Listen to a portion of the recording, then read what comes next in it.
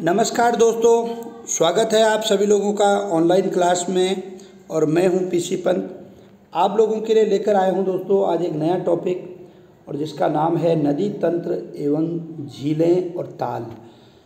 दोस्तों देखिए, उत्तराखंड हिस्ट्री हमने पढ़ी थी। उत्तराखंड हिस्ट्री के बाद हमने उत्तराखंड का आधुनिक परिप्रेक्ष्य पढ़ा। उत्तराखंड का भूगोल भी हमने पढ़ना है, लेकिन इससे पहले भूगोल में ही नदी वगैरह ये सब भी आते हैं। तो मैंने सोचा क्यों ना आपको ये टॉपिक आज पढ़ा दिया जाए, उत्तराखंड नदी तंत्र और झीलें एवं ताल। तो दोस्तों नदी तंत्र के बारे में हम पढ़ेंगे, झील और ताल के बारे में भी इस चैप्टर के बारे में पढ़ेंगे। बहुत बड़ा चैप्टर है दोस्तों, आपके परीक्षा वाणी में ये चैप्टर आपको मिलेगा। जो आप ये सोचेंगे कि अजय रावत या अन्य कहीं ये मिलेगा, वो संभव नहीं है, क्योंकि अजय रावत आपका बेसिकली हिस्ट्री से रिलेटेड है और आपको ये जो चैप्टर है दोस्तों पढ़ना ही पड़ेगा। जो स्टूडेंट ये सोचते हैं कि इस चैप्टर को स्किप कर देंगे तो 3 से 4 नंबर का आपको नुकसान हो सकता है, क्योंकि अगर नदी से क्वेश्चन नहीं भी पूछा, पहली बात तो ऐसा पॉसिबल ही नहीं है, तो झील और ताल से क्वेश्चन तो हर बार पूछा जाता है। और क्वेश्चन भी आजकल ऐसे आते हैं दोस्तों कि डायरेक्ट क्वेश्चन नहीं लगता है, घुमा फिरा के क्वेश्चन आता है। तो शुरू करते हैं हम उत्तराखंड में नदी तंत्र के बारे में। उत्तराखंड में बहने वाली नदियों को 3 तंत्रों में बांटा गया है। यानी दोस्तों अगर आपको उत्तराखंड का नदी तंत्र, पूरी जितनी नदियां हैं सब सीखनी है और समझनी है, तो आपको इसको इस तरीके से समझना होगा कि उत्तराखंड में जो नदियां हैं उनको 3 भागों में बांटा गया है। कौन कौन सी? पहला है दोस्तों यमुना तंत्र। यमुना तंत्र मतलब एक सीरीज है जो कि यमुना नदी, जिसकी मुख्य नदी कौन सी है, वो यमुना नदी है, इसलिए उसको यमुना सीरीज या यमुना तंत्र कहा गया है। पहला है। दूसरा है दोस्तों गंगा तंत्र। अब मैं आपको बताऊं, उत्तराखंड में नदी तंत्र का यह सबसे बड़ा तंत्र है गंगा तंत्र जो है दोस्तों, गंगा तंत्र है। उसके बाद जो अगला है दोस्तों वह है हमारा गंगा तंत्र के बाद फिर है काली तंत्र। काली तंत्र को शारदा तंत्र भी कहते हैं, क्योंकि काली नदी पहले काली नदी के नाम से जानी जाती है और बाद में उसको शारदा नाम दे दिया जाता है। उसके बारे में भी हम पढ़ेंगे। यानी अगर आपने दोस्तों आज की कक्षा में यमुना तंत्र, गंगा तंत्र और काली तंत्र, इन 3 तंत्रों का अध्ययन कर लिया तो समझ लीजिए कि आपको उत्तराखंड में बहने वाली सभी नदियों के बारे में डिटेल से जानकारी मिल जाएगी। उसके बाद जब नदियों के बारे में आप पढ़ लेंगे तो फिर आप ताल के बारे में जानकारी लेंगे। अच्छा, इस चैप्टर में एक चीज़ और आपको मैं बताना चाहूँगा कि हमको पढ़ना क्या है आखिर। दोस्तों जब भी नदियों का अध्ययन करेंगे, चाहे आप अभी इससे नोट्स बनाएं या बुक्स से नोट्स बनाएं, बुक्स से दोस्तों जो पहली बार स्टूडेंट देख रहे हैं वो नोट्स बना भी नहीं पाएंगे, क्योंकि स्टूडेंट के लिए सबसे बड़ी दिक्कत हो जाती है कि क्या नोट करना चाहिए और क्या नोट नहीं करना चाहिए। तो दोस्तों मैं आपको बताता हूँ कि नदी, इतनी सारी नदियाँ हैं, 3 तंत्र हैं, इनमें बहुत सारी नदियाँ हैं, कैसे आपको उनको याद करना है। देखिए दोस्तों, कोई भी यदि नदी है तो सबसे पहली बात क्या पता होना चाहिए कि नदी कहाँ से निकलती है, कि यह नदी कहाँ से उद्गम होता है, इस नदी का आखिर इसका मूल स्रोत कहाँ है, एक पता हमको ये रखना चाहिए सबसे पहले। दूसरा, यह नदी अगर यहाँ से कहीं से निकलती है तो कहाँ तक जाती है, एंड कहाँ पर हो रही है। देखो एंड किस प्रकार से नदियों का होता है, या तो नदी लुप्त हो जाएगी या फिर किसी बड़ी नदी में मिल जाएगी। अगर आपने किसी नदी का मूल स्रोत कहाँ से लेके कहाँ तक है ये आपने जानकारी ले ली अपने राज्य में, तो मुख्यतः आप नदियों के बारे में समझ जाएंगे। और दूसरा क्या पढ़ना है दोस्तों नदी के बारे में, एक तो पढ़ना है कहाँ से निकली, कहाँ तक है, कितना किलोमीटर है। दूसरा ये कि अगर कोई नदी बह रही है तो इसकी सहायक नदियाँ कौन सी हैं। एग्जाम में जरूरी नहीं है कि डायरेक्ट ये क्वेश्चन पूछेगा ये नदी कहाँ से कहाँ तक बहती है, वह इसकी सहायक नदी को पूछ लेगा। कभी कभी तो यह भी देखा गया है कि सहायक नदी की भी कोई सहायक नदी है तो वो क्वेश्चन पूछ लिया जाता है। और ध्यान दीजिएगा एक बहुत ही इंपॉर्टेंट चीज़, जो अगर आप नहीं समझोगे तो आपको ये चैप्टर कभी समझ में आएगा ही नहीं, वो यह है कि जैसे सपोज एक ही नदी है दोस्तों, ध्यान से सुनिएगा, इन चीज़ों को मैं इसलिए बता रहा हूँ कि अगर आप इन चीज़ों को समझ लोगे तो आपको इस चैप्टर को समझने में दिक्कत नहीं होगी। चाहे आप भारत की कोई नदी पढ़ रहे हो या उत्तराखंड की कोई नदी पढ़ रहे हो, सपोज इस पहाड़ से एक नदी निकली हुई है। अब इस नदी की 4 सहायक नदियां हैं, हो सकता है इसकी सहायक नदियां इससे भी बड़ी हों, लेकिन अगर ये जो सहायक नदी है, ये 2 नदियां अगर ये जहां इसमें मिल गए तो इन दो नदियों का अस्तित्व समाप्त हो जाएगा। वहाँ से ये नदी का पानी इसमें मिल जाएगा, तो जो ये मुख्य नदी थी इसी का नाम आएगा और ये दो नदियाँ गायब हो जाएंगी। ये कॉन्सेप्ट आपको अपने दिमाग में फिट करके रखना है, तभी आप नदी तंत्र को समझ पाएंगे। उम्मीद करता हूँ कि आप बेहतर समझेंगे। मेरी ये क्लास आपको बहुत ही जो है रोचक लगेगी और बहुत ही सिंपल वे में मैंने बना रखी है। बहुत सारे लोग घुमा फिरा के बनाते हैं, मैंने बहुत ही सिंपल वे में ये क्लास बना रखी है। और दोस्तों ये बिल्कुल यूनिक है, ऐसा नहीं कि अजय राउत की बुक में ये है, उसकी बुक में ये है, ऐसा कुछ भी नहीं। आपको एक बार पढ़ना है, हमेशा के लिए हो गया। क्यों? क्योंकि नदी भाई जहाँ से निकलती है तो निकलती है, उसको कोई इतिहासकार बदल नहीं सकता, है ना। और जहाँ ख़त्म होती तो होती है, उसका कोई ऐसा कुछ नहीं है। तो इसमें कोई अपवाद नहीं होता है। जैसे हम आपको बहुत सारी चीज़ें पढ़ा रहे थे बीच में, तो कई जगह तो अपवाद भी होता है। कई लोग मुझे मैसेज करते भी कि सर इसका ये आंसर है, फलानी बुक में ये है, लेकिन यहाँ ऐसा कुछ नहीं होता है। नदी तंत्र एक फिक्स है तो है, ठीक है। तो दोस्तों शुरू करेंगे। यमुना तंत्र, गंगा तंत्र, काली तंत्र, इन 3 तंत्रों को हमने पढ़ना है। तो सबसे पहला टॉपिक आप यहाँ पर देख पा रहे हैं, मैंने आपके लिए मेंशन कर रखा है यमुना तंत्र, ठीक है दोस्तों। तो यमुना तंत्र को मैंने यहाँ पर मेंशन कर रखा है, तो मैं सबसे पहले आपको यमुना तंत्र के बारे में बताऊंगा। दोस्तों यहाँ पर मैंने एक थोड़ा सा एक चित्र जैसा बना रखा है उत्तराखंड का। भले आप इसको मत बनाना, मैं आपको क्लियर बोल रहा हूँ, आप इस चित्र को नहीं बनाएंगे। क्यों नहीं बनाएंगे? क्योंकि मैंने तो आपको समझाने के लिए बना रखा है। आप क्या करोगे वो मैं आपको अभी बताता हूँ, ठीक है। आपको क्या करना है, ध्यान से देखिए, कहाँ चले गया, हाँ नदी तंत्र ये है दोस्तों। तो आपको दिखाई दे रहा है स्क्रीन पे, यहाँ पे मैंने लिखा है यमुना नदी तंत्र। तो थोड़ा सा आप इस चित्र को देखेंगे ध्यान से, इसको केवल देखना है, बनाना नहीं है दोस्तों। इस चित्र में गौर से देखिए मैंने क्या कर रखा है। इस चित्र में थोड़ा सा मैं आपको समझाने की कोशिश करता हूँ, हाँ अब ठीक है, ओके। इस चित्र में ध्यान से देखिए दोस्तों, मैंने उत्तराखंड का मैप बनाने की कोशिश कर रखी है। अब उतना बढ़िया तो मैप नहीं बनाया, खाली मैंने, क्योंकि हमारा जो उत्तराखंड है वो आयताकार है। देखिए पूर्व, पश्चिम, उत्तर, दक्षिण, इसीलिए मैंने यहाँ पर बना भी रखा है दोस्तों। ये देखिए, ये पूर्व, पश्चिम, उत्तर, दक्षिण। देखिए ये पूर्व में पिथौरागढ़ है, ये आपको दिखा रखा है मैंने। पश्चिम में ये आपका देहरादून है, ये उत्तर में उत्तरकाशी है, और ये दक्षिण में आपका यूएस नगर है। मैंने क्या कर रखा है, खाली ऐसे ही बना दिया आपको समझाने के लिए।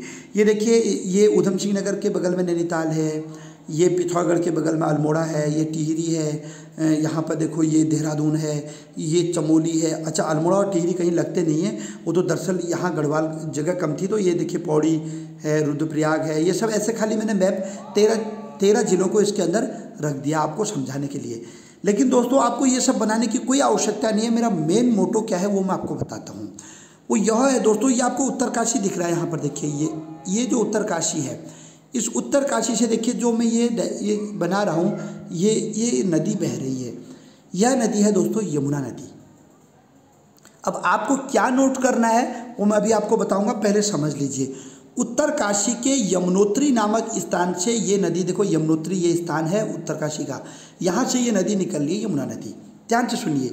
तो जो ये यमुना नदी है दोस्तों, ये यमुना नदी क्या करती है कि ये उत्तरकाशी के यमुनोत्री से निकलती है, और हमारे जहाँ पर देहरादून में एक स्थान है धालीपुर, यहाँ पर लिखा है, तो वहाँ तक ये नदी बहती है।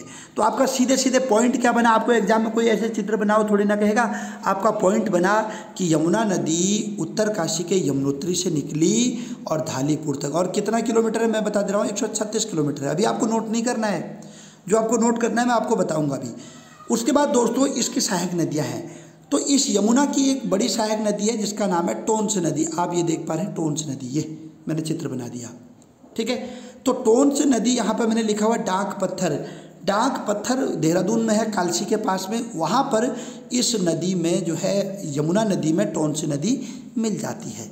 लेकिन टोंस नदी की लंबाई यमुना से भी अधिक है, पानी भी उसमें ज़्यादा आता है, लेकिन नाम किसका है, यमुना का।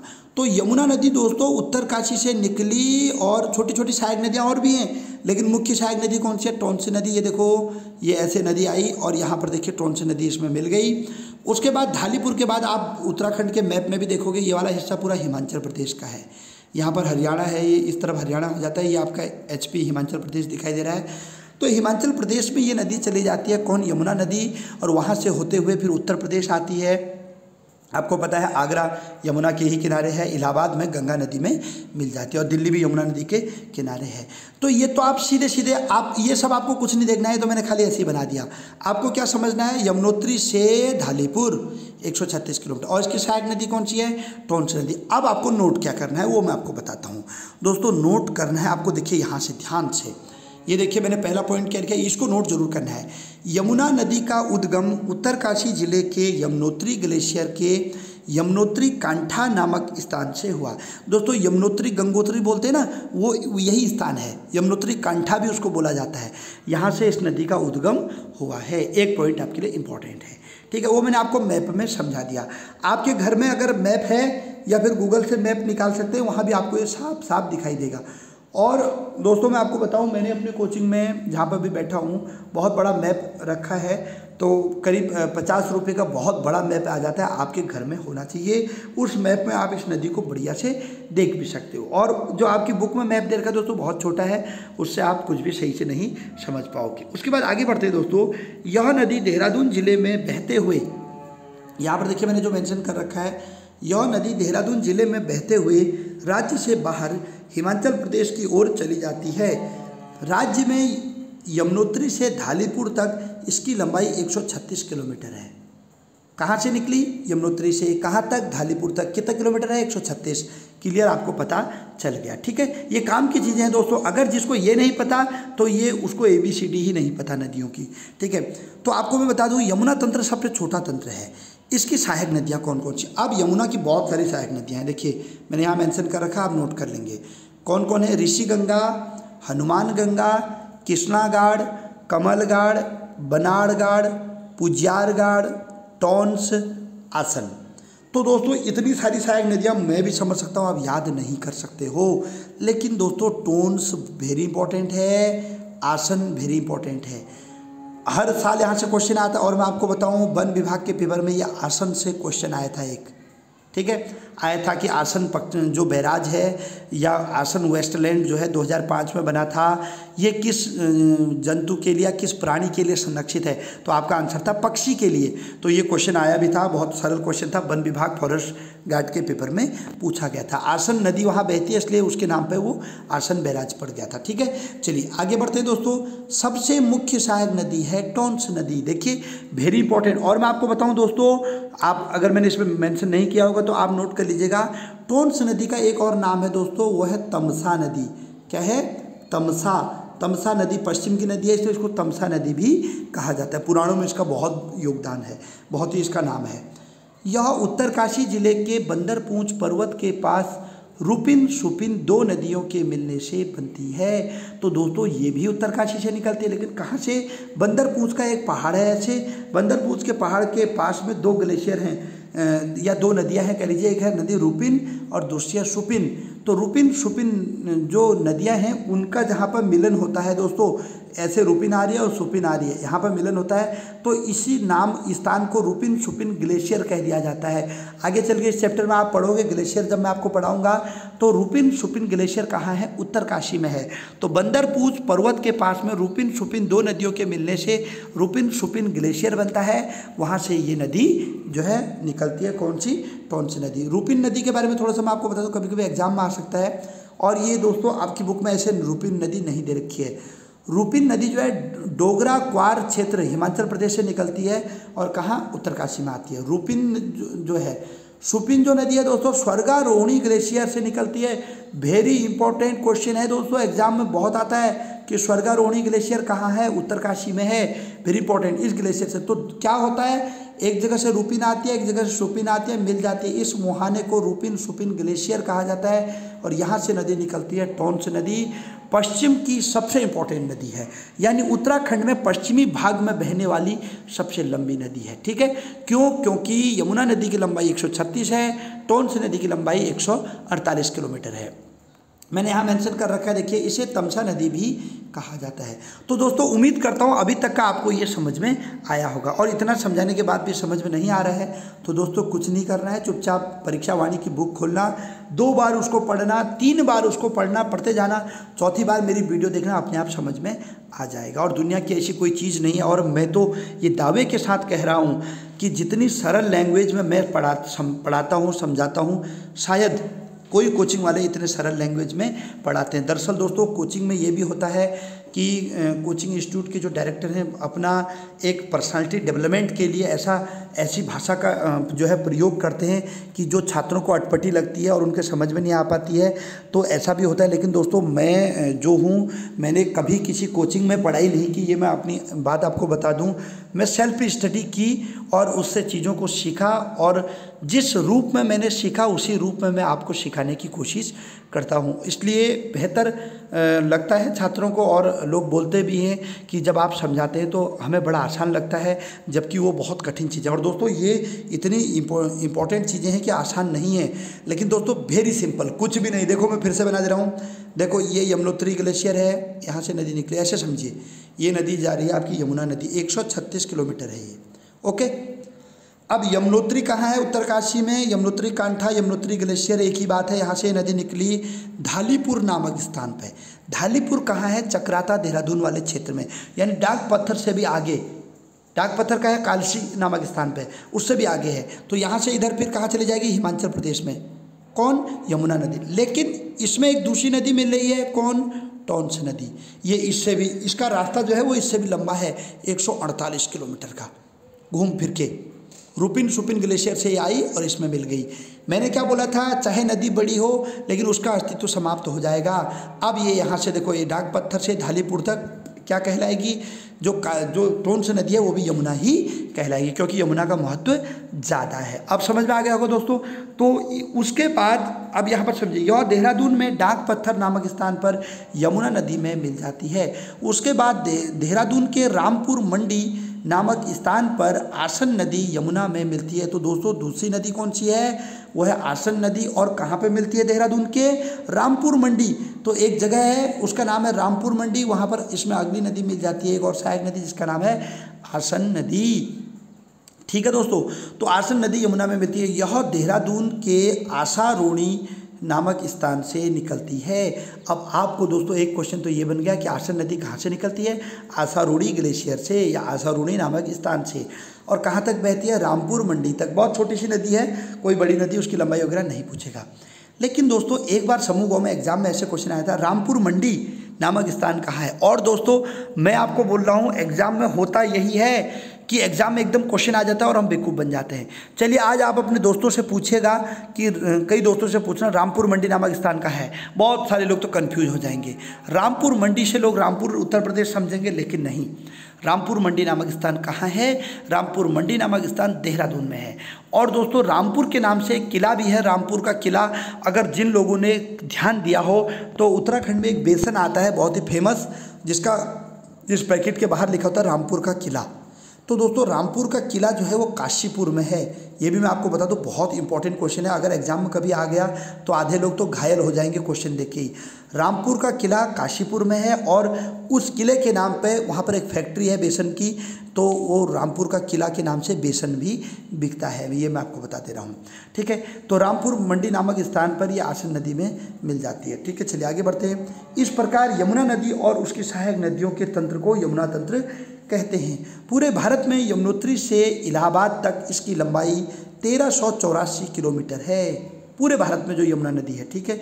चलिए, अतः यमुना नदी यमुनोत्री से ढालीपुर तक 136 किलोमीटर उत्तराखंड में है, ठीक है। अब इसकी और भी बहुत सारी सहायक नदियाँ हमने ऊपर पढ़ी थी, उनमें से एक और इम्पॉर्टेंट नदी है दोस्तों, वो है कमल नदी। कमल नदी को ध्यान से समझिए, इंपॉर्टेंट है इसलिए मैंने मेंशन कर रखा है, नहीं तो मैं क्यों बताता। पढ़ भी लीजिएगा दोस्तों, मैं बोल भी दे रहा हूँ, नोट कर लीजिएगा। कमल नदी उत्तरकाशी के पुरौला विकासखंड में कमलगाड़ नदी बहती है। यह कमलेश्वर नामक स्रोत से निकलती है। इसे पुरोला की जीवन रेखा कहा जाता है। दोस्तों बहुत इंपॉर्टेंट है। पुरोला विधानसभा है उत्तराखंड में, बहुत बड़ा क्षेत्र है, वहाँ पर बहुत अच्छी खेती होती है। तो पुरोला की लाइफ लाइन इस नदी को कहा जाता है कमल नदी को, कमलगाड़ भी कहते हैं इसको, कमलगाड़ नदी बहती है पुरोला विकासखंड में। नौगांव के पास यह यमुना नदी में मिल जाती है। तो दोस्तों यमुना नदी में कहाँ मिल जाती है? ये नौगांव के पास में। और दोस्तों इस क्षेत्र का लाल चावल बड़ा ही प्रसिद्ध है और बड़ा ही महंगा बिकता है। दोस्तों यमुना नदी को कालिंदी नदी भी कहा जाता है।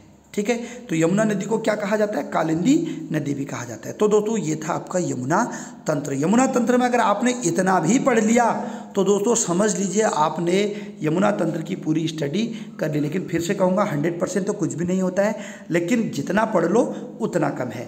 एटलीस्ट मैंने भी आपको वही चीज़ देने की कोशिश की है जो मेरे पास 6-7 बुकें हैं ये नदियों वाली, उनमें जो चीज़ें थी वो मैंने आपको देने की कोशिश की है। और दोस्तों समूह गाँव में अगर आप इतना भी नॉलेज रखते हैं किसी नदी तंत्र के बारे में तो वो पर्याप्त है। ठीक है, लेकिन मैं ये कहूँगा 100% कुछ भी नहीं है, लेकिन जितना नॉलेज आपको दिया जा रहा है वो आपको पढ़ना चाहिए। इसके अलावा दोस्तों और भी नदियाँ थी, हमने ऊपर पढ़ी थी इसकी सहायक नदी ऋषि गंगा, हनुमान गंगा, कृष्ण घाट, भले ही बहुत सारी नदियाँ हैं लेकिन जो इंपॉर्टेंट थी मैंने आपको बता दिया। आगे बढ़ते हैं दोस्तों, गंगा नदी तंत्र। अब दोस्तों ये नदी तंत्र अगर नहीं पढ़ा तो कुछ भी नहीं पढ़ा। गंगा नदी का वैसे भी बहुत बड़ा योगदान है। दोस्तों मैं आपको इस डायग्राम में पहले पूरा समझाऊंगा, जिसको डायग्राम समझ में आ गया समझ लीजिए उसको सब कुछ समझ में आ गया। ध्यान से देखिए, गंगा नदी तंत्र को समझने के लिए 2 चीज़ों को समझना है, एक ये वाला क्षेत्र, एक ये वाला क्षेत्र। आई होप आपको दिखाई दे रहा होगा, फिर से देख लीजिए। देखिए एक क्षेत्र यह है, एक क्षेत्र यह है। पहली बात अपने दिमाग में ये बात बैठा लीजिए कि गंगा नदी किसी एक स्थान से नहीं बनी है। गंगा नदी 2 मुख्य नदियों से मिलकर बनी है, एक नदी यह है और एक नदी यह है। ध्यान से सुनिए, होता क्या है कि भागीरथी नदी जो है उत्तरकाशी से निकलती है गौमुख से, वह देवप्रयाग में आ जाती है, 205 किलोमीटर लंबी है।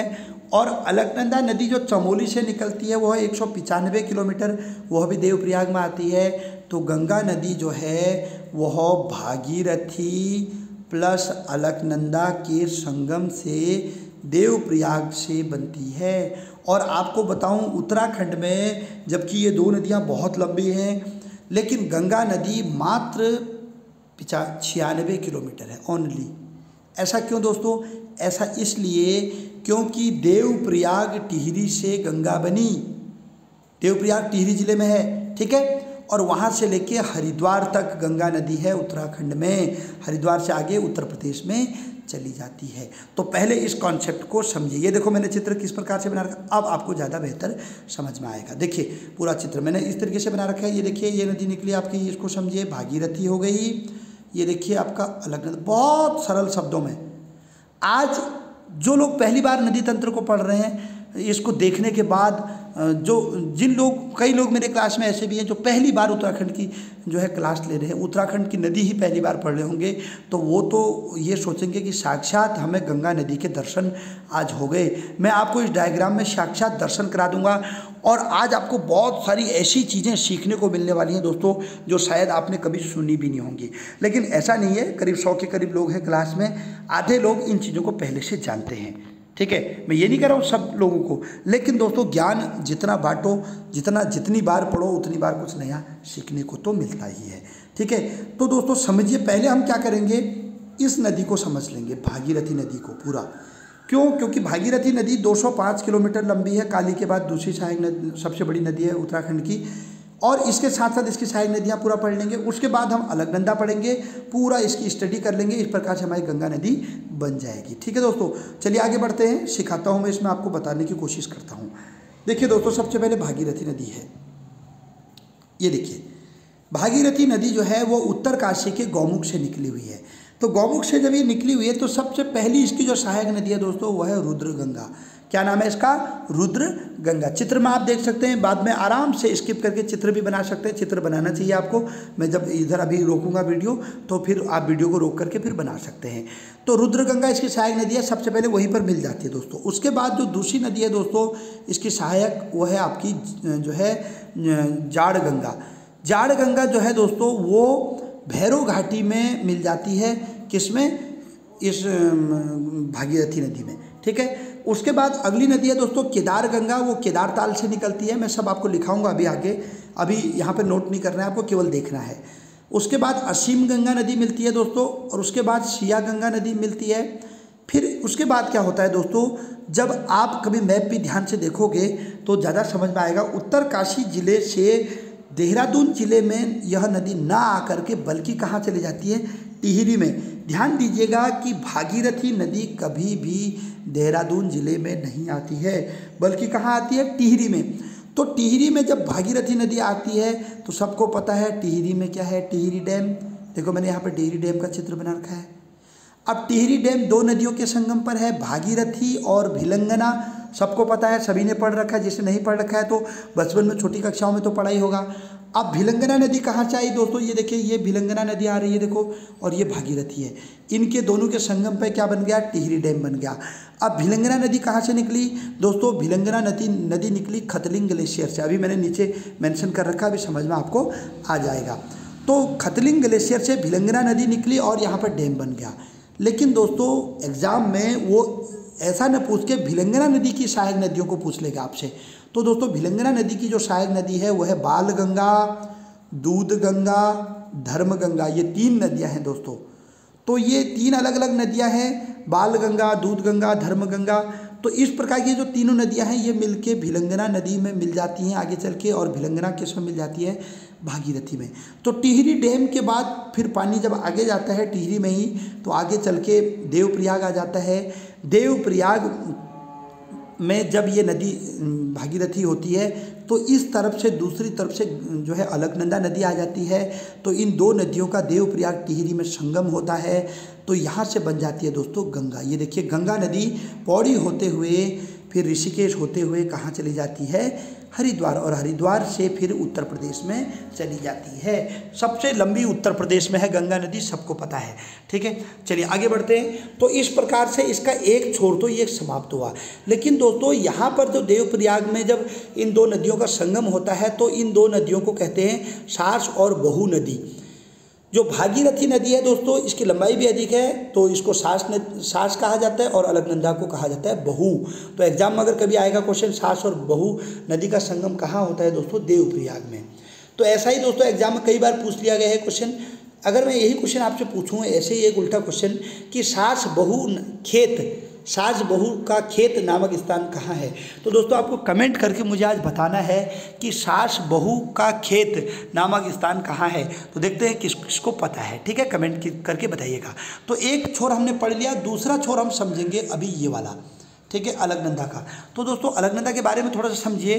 अलकनंदा नदी का जो उद्गम हुआ है दोस्तों वो हुआ है सतोपंत ग्लेशियर, सतोपंत ताल या क्षीर सागर भी उसको कहते हैं। कहाँ है ये, चमोली में। तो इसमें क्या होता है दोस्तों, सबसे पहले जब ये नदी यहाँ से निकलती है, अलकनंदा नदी इस तरीके से निकली हुई है, तो दोस्तों इसमें देखिए एक नदी ये सबसे पहले मिली हुई है सरस्वती नदी। सरस्वती नदी रत्ताकोण ग्लेशियर से निकली हुई है। देखो यहाँ पर छोटा सा लिखा है मैंने, अभी मैं उसको रोकूंगा, हटाऊंगा तो फिर नोट कर लीजिएगा। रत्ताकोण ग्लेशियर से निकली है। और दोस्तों सरस्वती नदी में क्या होता है कि अलकनंदा और सरस्वती नदी का संगम हो जाता है, यानी सरस्वती नदी अलकनंदा नदी में मिल जाती है। कहाँ पर, केशव प्रयाग नामक स्थान पर। और ये केशव प्रयाग कहाँ है दोस्तों, केशव प्रयाग है माणा नामक स्थान पर, जो अंतिम गांव है माणा वहाँ पर है। भीम पुल भी यहीं पे है दोस्तों। लेकिन ध्यान रहे दोस्तों जो पंच प्रयाग हैं उत्तराखंड में, मैं आपको अलग से पढ़ाऊंगा भी, इन पंच प्रयागों में केशव प्रयाग को शामिल नहीं किया जाता है, लेकिन नाम इसका भी प्रयाग है। प्रयाग मतलब होता है दो नदियों का संगम। तो आपने अभी तक क्या पढ़ा, पहला एक नदी मिल गई इसमें, देखिए सरस्वती नदी। उसके बाद दोस्तों ये गौर से देखिए, ये अगला स्थान आया गोविंद घाट। मैंने यहाँ पर छोटा सा लिखा है गोविंद घाट में क्या होता है दोस्तों, इस तरीके से समझने की कोशिश कीजिए। लक्ष्मण गंगा नदी आ रही है, देखो ये लक्ष्मण गंगा, थोड़ा भले ही आपको दिखाई कम दे रहा होगा, लेकिन आप अब ऐसे देख सकते हो, इसको जूम करके देख सकते हो। ये अगर आप कहो तो मैं इसका PDF भी आपको दे दूंगा, आज ग्रुप में डाल दूंगा, कोई दिक्कत नहीं। लेकिन मेरा उद्देश्य ये है कि आप इसको समझो बस, ठीक है। तो क्योंकि बुक में इस तरीके से चित्र कहीं आपको बना हुआ नहीं मिलेगा। तो लक्ष्मण गंगा नदी जो है आती है दूसरी तरफ से, ध्यान से देखिएगा, ये नदी जो है यहाँ से आ रही थी इस तरफ से, लेकिन लक्ष्मण गंगा नदी इस तरफ से आ रही है बाएं छोर से, ठीक है दोस्तों।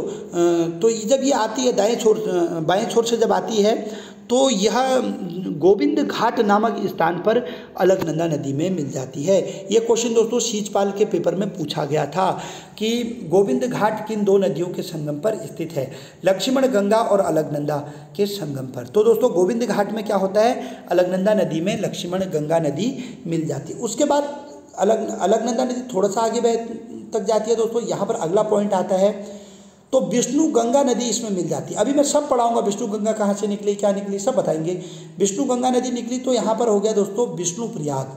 विष्णु गंगा नदी देवबंद से विष्णु प्रयाग तक बहती है।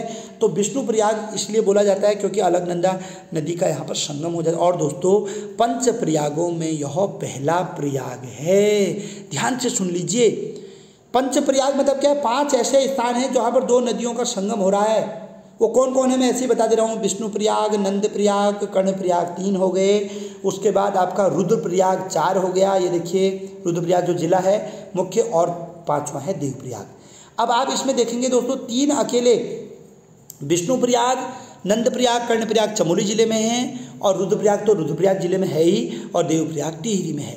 इन 5 पंच प्रयागों का उत्तराखंड में बहुत महत्व है दोस्तों। इनका सीक्वेंस भी आपको पता होना चाहिए। सही क्रम क्या है दोस्तों, सबसे पहले विष्णु प्रयाग आएगा। विष्णु प्रयाग के बाद क्या होता है दोस्तों, आगे जब अलकनंदा नदी बढ़ती है तो नंदाकिनी नदी, नंद प्रयाग नामक स्थान पर नंदाकिनी नदी मिलती है। तो ये अगला प्रयाग हो गया। उसके बाद दोस्तों पिंडर नदी आती है बागेश्वर से बहते हुए पिंडारी ग्लेशियर से। कर्णप्रयाग नामक स्थान पर पिंडर नदी और अलकनंदा का संगम हो जाता है। तो दोस्तों यहाँ पर बन जाता है कर्णप्रयाग। तो विष्णु प्रयाग, नंद प्रयाग, कर्णप्रयाग चमोली के 3 पंच प्रयागों में ये मुख्य हैं। भले ही केशव प्रयाग भी है लेकिन उसको पंच प्रयागों में शामिल नहीं किया जाता है। उसके बाद दोस्तों चमोली जिले से बाहर ये नदी जब निकल जाती है, कौन, अलकनंदा नदी, तो अगला जो जिला आता है दोस्तों ये आ जाता है रुद्रप्रयाग में। रुद्रप्रयाग एक जिला भी है। मुख्य जो रुद्रप्रयाग है दोस्तों वह अलकनंदा नदी और मंदाकिनी नदी के संगम पर है। दोस्तों अब दूसरी छोर से मंदाकिनी नदी आ रही है। देखो ये गौर से देखिए, मंदाकिनी नदी। अब मंदाकिनी नदी निकली कहाँ से दोस्तों, यहाँ पर टेम्पल बना रखा है। देखो मैंने, ये केदारनाथ का टेम्पल है। केदारनाथ का जो मंदिर है दोस्तों उसके ऊपर चौराबाड़ी ग्लेशियर है। चौराबाड़ी ग्लेशियर जिसमें बादल फटा था 2013 में, वहाँ से ये नदी निकलती। गौर से देखिए, ये देखो अलकनंदा नदी दोस्तों, इतना बारीकी से आपको कोई बता भी नहीं सकता। ये नदी बह रही है अलकनंदा नदी। इसमें देखिए मंदाकिनी नदी दूसरी छोर से आ गई है। कहाँ से निकली, केदारनाथ के ऊपर चौराबाड़ी ग्लेशियर से निकली और रुद्रप्रयाग तक ये नदी बहती है। और मंदाकिनी नदी यहाँ पर रुद्रप्रयाग, मुख्य रुद्रप्रयाग में ख़त्म हो जाती है। तो इस प्रकार से 1, 2, 3, 4 पंचप्रयाग हो गए। अब 5वां, उसके बाद दोस्तों अलकनंदा नदी आगे बढ़ेगी। मैंने बताया है ना, बड़ी नदी आगे बढ़ते जाती है, छोटी नदी समाप्त होते जाती है, इसलिए शुरू में आपको बताया था। अब कहाँ आ जाती है ये, टिहरी में, देवप्रयाग में। और देवप्रयाग में सास और बहू नदी का संगम हो गया। तो इस प्रकार से गंगा नदी बन गई। पहले से दोस्तों आप पुरानी बुकों को पढ़ोगे तो वहाँ पर ये लिखा रहता है, इवन बहुत सारे ऐसे बुकों में आज भी आपको मिल जाएगा कि गंगा नदी का उद्गम गौमुख से हुआ है, गंगा गौमुख से निकली है। रामचरितमानस वगैरह दुनिया भर में यही लिखा है। लेकिन दोस्तों वो गलत है। गलत क्यों, क्योंकि दोस्तों पहले साइंस ने इसको प्रूफ नहीं किया था। अभी साइंस ने क्या किया कि गंगा नदी का हरिद्वार से एक सैंपल उठाया, हरिद्वार से पानी का एक सैंपल उठाया उत्तरकाशी के गौमुख से, तो वो मैच नहीं किया। फिर उन्होंने क्या किया, एक सैंपल यहाँ से उठाया, एक यहाँ से उठाया, फिर दोनों को मिला दिया और फिर टेस्टिंग किया तो गंगा नदी से उसके गुण मिल गए। तो दोस्तों इस प्रकार से प्रूफ हो चुका है। अब सभी बुकों में भी आने लग गया है कि गंगा नदी का उद्गम कहाँ से हुआ, देवप्रयाग से उत्तराखंड में हरिद्वार तक है। और वैसे भाई आपको पता ही है गंगा नदी 2525 किलोमीटर लंबी है और अरब सागर में गिरती है। ठीक है, वो आपको पता ही है 2525 किलोमीटर पूरे भारत की सबसे लंबी नदी है। ठीक है, तो उसके बाद यूपी में चलेगी। तो आई होप ये डायग्राम आपको समझ में आया होगा। आगे पढ़ते हैं। गंगा नदी तंत्र को 2 मुख्य नदियों से मिलकर बनाया गया है। देखिए दोस्तों, गंगा नदी तंत्र 2 मुख्य नदियों से मिलकर बनी है। बिल्कुल, पहला है भागीरथी तंत्र और दूसरा है अलकनंदा। भागीरथी को सास कहा जाता है, अलकनंदा को बहू। और दोस्तों क्वेश्चन आता है, हल्के में मत लेना, और भूल जाओगे तो ट्रिक मैं आपको बता दूं, जो बड़ी है वो सास है। भागीरथी नदी 205 किलोमीटर लंबी है और अलकनंदा 195 किलोमीटर लंबी है। और दोस्तों मैं आपको ये भी बता दूं, अलकनंदा नदी जो है वो अधिक तीव्र गति से बहने वाली नदी और बहुत आवाज़ करते हुए आती है। एग्जाम में एक बार क्वेश्चन भी आया था कि कौन सी नदी जो है वी आकार की घाटी बनाती है, वी आकार की, तो दोस्तों वो है अलकनंदा। ऐसा क्यों दोस्तों? जब ऊंचे पहाड़ों से मुख्य हिमालय है हमारा चमोली में, इतनी तेज़ी से गिरेगी तो ज़मीन को काटेगी तो वी आकार बन जाएगा, तो इसलिए दोस्तों वी आकार की घाटी बनाती है। और दोस्तों मैं आपको बताऊं, और ये नदी बहुत ज़्यादा आवाज़ करते हुए भी आती है। ऐसे भी याद कर लेना है कि बहू आजकल ज़्यादा आवाज़ करती है, सास कम आवाज़ करती है, तो इस प्रकार से भी इस नदी के बारे में अगर कभी कंफ्यूज, कई बार एग्जाम में ऐसे क्वेश्चन आ जाएगा निम्नलिखित में सास की संज्ञा किसे दी गई है, बहू की किसे, तो भी आप कंफ्यूज मत होना, क्लियर हो गया यहाँ पर, ठीक है। चलिए, देवप्रयाग नामक स्थान पर ये दो नदियाँ आपस में मिल जाती हैं और गंगा नदी के नाम से जानी जाती हैं। चलिए, फिर मैंने यहाँ पर समझा रखा है, ध्यान से देखिए। भागीरथी नदी उत्तरकाशी के गौमुख से निकलती है। यह गौमुख से देवप्रयाग तक 205 किलोमीटर है। इसकी सहायक नदियाँ, किसकी सहायक नदियाँ दोस्तों? ये देखो, ये है भागीरथी नदी। फिर से बता रहा हूँ, पहली नदी है दोस्तों रुद्रगंगा। देखो, अब आपको वहाँ डायग्राम देखने की जरूरत नहीं है। देखिए, पहली नदी है रुद्रगंगा। रुद्रगंगा रुद्र गौरा वैली से निकलती है। अब मैंने वहाँ मेंशन नहीं कर रखा था, यहाँ मेंशन हो गया। तो कभी एग्जाम में पूछा जाएगा रुद्रगंगा नदी का उद्गम कहाँ से हुआ है? रुद्र गौरा वैली, वैली मतलब घाटी, तो और कहाँ तक? वही जो गौमुख है उसके पास में ये आपकी भागीरथी नदी में मिल जाती है। दोस्तों मैं दावे के साथ कह रहा हूँ, यूट्यूब पे बहुत सारे लोग पढ़ाते होंगे, लेकिन इतनी सरल लैंग्वेज, इतने सरल तरीके से मैंने जो आपको समझा रखा है शायद कोई बताए, और इतनी लंबी क्लास कोई नदी तंत्र का दे, मैं तो नहीं मानता। बाकी आप खुद देख लीजिएगा, भले ही लोग बड़े बड़े डायग्राम इस तरीके से बताते हैं, लेकिन दोस्तों इतना कठिन बताते हैं कि सामान्य छात्र समझ ही नहीं पाता है। मैं और आप तो समझ जाएंगे, जो कई सालों से तैयारी कर रहे हैं वो तो समझ जाएंगे, नए छात्र नहीं समझ सकते दोस्तों। इतना आसान होता तो यहाँ नहीं होते, ठीक है। तो अगला है, दूसरी नदी है दोस्तों जाड़ गंगा। पहले ही बता चुका हूँ, जाड़ गंगा मैंने वहाँ ये नहीं बताया कहाँ से निकली, क्यों? क्योंकि जगह कम थी। अब दूसरी नदी है जाड़ गंगा। जाड़ गंगा नदी कहाँ से निकली है? थामला दर्रे से। देखो यहाँ आप सब नोट, अब आपको नोट्स बनाने हैं यहाँ से। रुद्रगंगा पहली सहायक नदी है, फिर जाड़ गंगा थामला दर्रे से निकली भैरव घाटी तक। ये भैरव घाटी में एग्जाम में ऐसे पूछ सकता है कौन सी नदी उत्तरकाशी के जो है भैरव घाटी नामक स्थान पर भागीरथी में मिल जाती है? जाड़ गंगा। फिर है दोस्तों सबसे इंपॉर्टेंट, जो पिछले साल पेपरों में देखा गया है, केदार गंगा। बहुत पूछा जाता है दोस्तों, क्यों? क्योंकि केदार ताल, अब केदार नाम जो है दोस्तों लोगों को ये लगता है केदार नाम तो या तो फिर आपका पिथौरागढ़ में है केदारजू, या फिर केदार कहाँ है, केदारनाथ में है, रुद्रप्रयाग में, या फिर टिहरी में है। लेकिन दोस्तों केदार ताल कहाँ है? अगर एग्जाम में आ गया, आपका राइट आंसर होना चाहिए उत्तरकाशी। 2018 पेपर में ये क्वेश्चन आया था। तो केदार ताल से निकलती है केदार गंगा, और ये जो है इसमें मिल जाती है। उसके बाद असीम गंगा, वेरी वेरी इंपॉर्टेंट, असीम गंगा डोडी ताल से निकलती है दोस्तों। असीम गंगा जो है वो डोडी ताल से निकलती है, और डोडी ताल को 6 कोनों वाला ताल भी कहते हैं, आगे चल के हम पढ़ेंगे, और ये भी जो है इसमें मिल जाती है। फिर है शिया गंगा। शिया गंगा झाला नामक स्थान पर भागीरथी में मिल जाती है। ये कहाँ से निकली इसका कोई वर्णन नहीं है, छोटी नदी है तो दोस्तों इसके वर्णन नहीं है। पुरानी टिहरी नामक स्थान पर टिहरी डैम भागीरथी और भिलंगना नदी के संगम पर बनाया गया है, बिल्कुल सबको पता है। और दोस्तों जो पुरानी टिहरी है ना, इसको एक और नाम है, मैं आपको बता दूं, इसको धनुष तीर्थ भी कहा जाता है, धनुष तीर्थ, ये मैं आपको बता दे रहा हूँ। और इसका एक और नाम है दोस्तों, धनुष तीर्थ भी है, और एक और नाम है इसका त्रिहरी, त्रिहरी।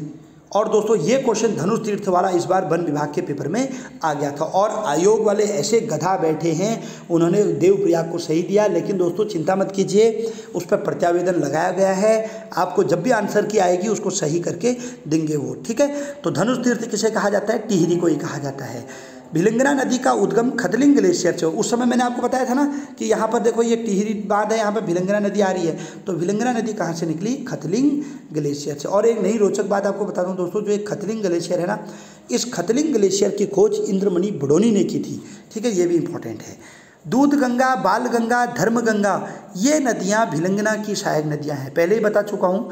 और अब मैं बात कर रहा हूँ दोस्तों अलकनंदा नदी के बारे में। अलकनंदा नदी का उद्गम स्थान सतोपंथ ग्लेशियर यानी सतोपंथ ताल चमोली से यह नदी निकली देवप्रयाग तक 195 किलोमीटर है। अभी बताया था।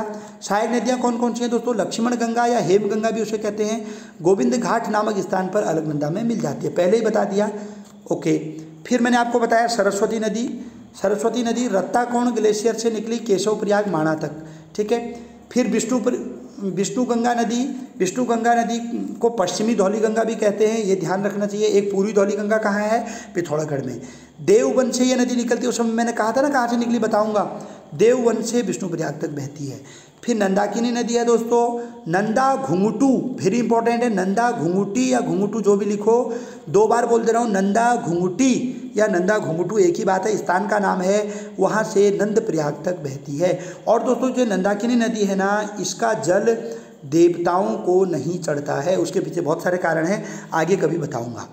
पिंडर नदी, जैसे काली नदी का जल देवताओं को नहीं चढ़ता है, उसी प्रकार पिंडर नदी पिंडारी ग्लेशियर से कर्णप्रयाग तक बहती है, और वो भी पंचप्रयागों में से एक है, पहले ही बता दिया। जो चीज़ें ऊपर बताई वही चीज़ें यहाँ पे बता रहा हूँ। मंदाकिनी नदी केदारनाथ से रुद्रप्रयाग तक बहती है। फिर एक नया मेंशन कर रखा है, मधुगंगा नदी मंदाकिनी की सहायक नदी है, जो कालीमठ के पास मंदाकिनी में मिल जाती है। अब दोस्तों कविल्टा कालीमठ नामक स्थान भी बड़ा फेमस है दोस्तों। कालीमठ में कालिदास का जन्म हुआ था, कविल्टा भी इसी को कहते हैं, और ये एग्जाम में कई बार पूछ लिया गया है। इसके अलावा वसुधारा, बिरही गंगा, गरुड़ गंगा, भ्यूडार गंगा आदि नदियाँ भी अलकनंदा की सहायक नदियाँ हैं। अलकनंदा नदी को देवप्रयाग में बहू की संज्ञा दी गई है। तो दोस्तों ये था हमारा जो है अलकनंदा और भागीरथी नदी के संगम से बना हुआ गंगा तंत्र। दोस्तों काफ़ी लंबा वीडियो हो गया है, आगे देखो ये काली तंत्र भी मैंने बना रखा है इस प्रकार से, इसको कल आपको बताऊंगा और कल और भी चीज़ें बताऊंगा। कल इस चैप्टर को पूरा ख़त्म करेंगे, इसके साथ साथ ताल भी बता देंगे आपको। उसके बाद दोस्तों मैं अभी आपको बता दे रहा हूँ, ये नदी तंत्र ताल हमारा पूरा हो जाएगा तो फिर मैं जनपद पढ़ाऊँगा, यानी जिले। जनपद में इस तरीके से आपको पढ़ाऊंगा दोस्तों, इस तरीके से कि आप खुद कहोगे। यानी हम क्या करेंगे, पहले जैसे हम अल्मोड़ा ज़िले को ले लेंगे, जैसे हमने अल्मोड़ा ज़िला ले लिया तो अल्मोड़ा ज़िले में जो मंदिर है, जो शैली है, जो गुफा है, सारा सब कुछ रिवीजन करेंगे, फिर से एक नए तरीके से आपको क्लास दूंगा। ठीक है, तो आज के लिए इतना ही। ये देखिए काली नदी तंत्र भी कल आपको मैं बताने जा रहा हूँ। ठीक है, तो आज के लिए इतना ही, और प्लीज़ अनुरोध है कि क्लास को इधर उधर बेच रहे हैं कुछ लोग, वो ऐसे काम न करें। और क्योंकि एक चीज़ बता दूं, गुरु का जिसे अभिशाप लग जाएगा, वो अगर कहीं चंद्रमा पे भी चले जाएगा ना, उसको वहाँ भी सिद्धि नहीं मिल सकती है। बाकी कुछ लोग बहुत अच्छी पढ़ाई कर रहे हैं क्लास में। हमारी इस क्लास में मेरे नज़र में 4-5 स्टूडेंट तो ऐसे हैं कि निश्चित ही वो सिलेक्शन देंगे।